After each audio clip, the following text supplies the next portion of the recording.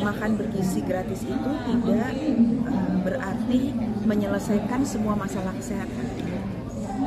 Masalah kesehatan begitu kompleks, ada masalah soal sistem kesehatannya sendiri, dan di dalam sistem kesehatan ada berbagai macam penyakit, di mana Indonesia beban penyakitnya masih sangat tinggi.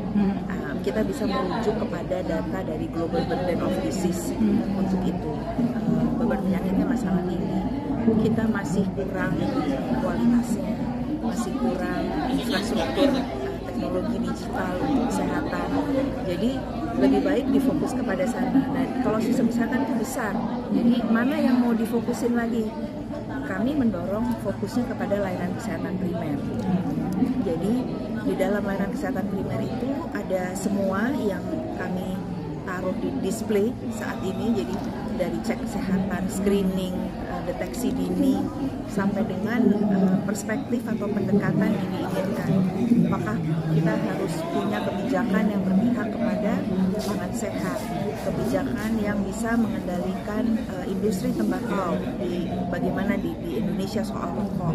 Lalu juga perlu kebijakan yang mempunyai lensa keberagaman, inklusi, berpihak kepada kelompok rentan dan kesetaraan gender.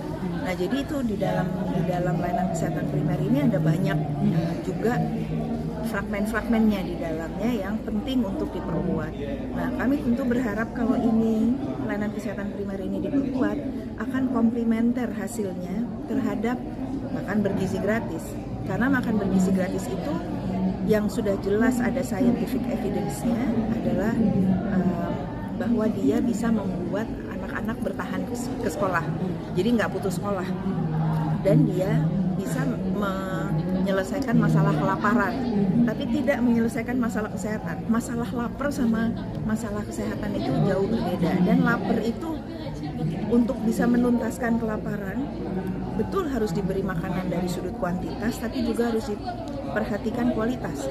Kalau diberikan minuman yang bergula tinggi, makanan yang proses food yang garam dan lemaknya tinggi, kan akhirnya menuntaskan masalah kelaparan tapi membuat komplikasi di masalah kesehatan. Karena gula yang tinggi itu bikin diabetes, karena kita beban diabetesnya udah tinggi. Beban penyakit tidak menular, kardiovaskular dan ginjal juga sudah tinggi. Jadi jangan sampai ini jadi malah di sini memadamkan api, laparnya hilang, tapi di sini malah bikin api baru, yaitu masalah-masalah kesehatan yang dampaknya jangka panjang dan dia tinggi cost-nya. Bahkan mungkin kalau tidak dikendalikan jadi jauh lebih tinggi daripada ongkos untuk makan bergizi gratis gitu. Jadi kita menginginkan ada keseimbangan dan cara pandang yang komprehensif, berharap. Dan kalau tadi prioritasnya jangan dibandingin sama IKN.